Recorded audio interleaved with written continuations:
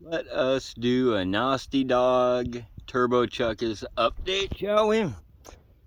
Well, I think for the foreseeable future, like a week, maybe less, I'm kind of done playing with it. It's cool as hell. It's fun. Idle's good. Have a tiny bit of hesitation, and I can't go wide open throttle right away. I mean, it's just the tiniest little bit of hesitation. I'm sure it is in my idle jet. I can't even remember what I'm down to. I'm down to like the lowest jet I could find. I think it's a 20, and I still have no authority. Yeah, I think it's like 3 or 4 turns out. I still have no authority. Everything is on that right there. So, and again, that has, I'm sure, everything to do with how much of a restriction there is at idle. Right? There's like a crazy restriction at idle.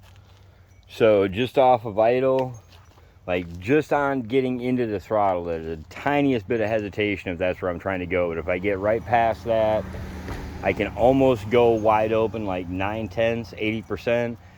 And then I can go wide open throttle. And yeah, I'm getting about, I don't know, 2 psi maybe. Something like that. I can't get a good reading, obviously, because of the bouncing of it, single piston and all that stuff. But I did blow this hose off on like my second run. So, and it is a PWK 21. I don't like the seal on these PWKs. Like, they have to dry out before you can put that bowl back on.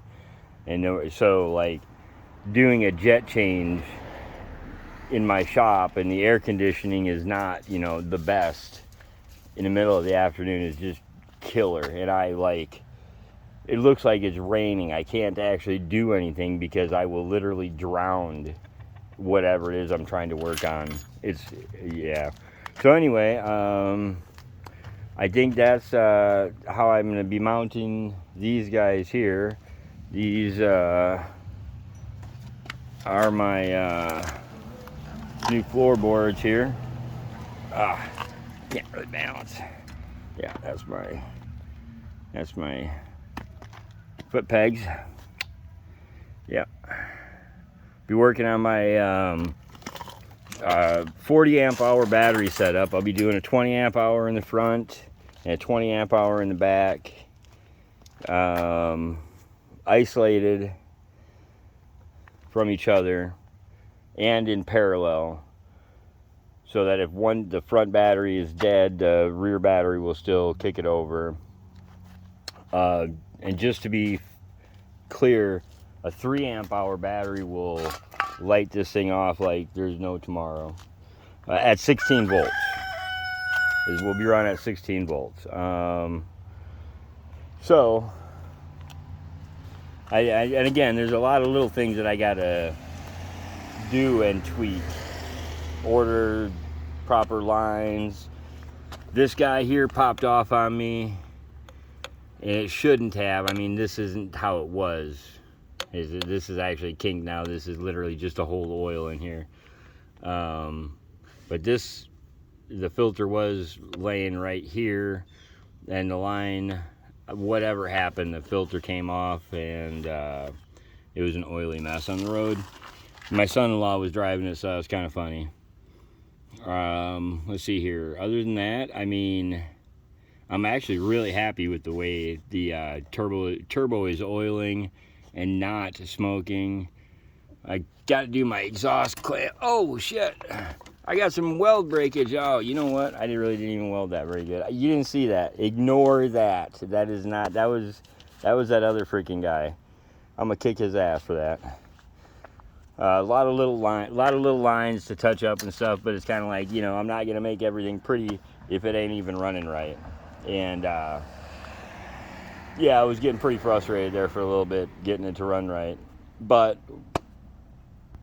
being a cheap ass and not having any money, it was what it was. So I was able to do some tractor work and sell some items, so I was able to get the carburetor ordered, get a couple other items ordered, got a new air fuel ratio meter ordered from Amazon. It quit a day later. It worked once, the next day it didn't work, so they sent out a new one. Haven't got the new one put in yet, but yeah, I mean, it's a fun project. It's ongoing, but like I said, currently I think besides like starting to get the like little stuff buttoned up now, I mean, I got a lot of stuff to do yet to it, but I want to start plucking away at this 200 motor, getting this guy to run, so I can start working on the swap kit to do the to put the 200 with the turbo and R300 and the nitrous on it. So yeah, that'll maybe in the next month. I mean less than that I would like to, but at least get this guy running in the next few days here. Then I got to get this buggy working on here. I'm doing my damnedest to find an actual scooter trike, because I want a proper rear differential to put on a decent trike, to build a trike out of one of these 150s, hopped up 4 valves, you know, same type of stuff, and start working on a trike build, like a totally custom trike build. And yeah, I guess that's it for the day. I mean, not really, I got a lot of we'll see.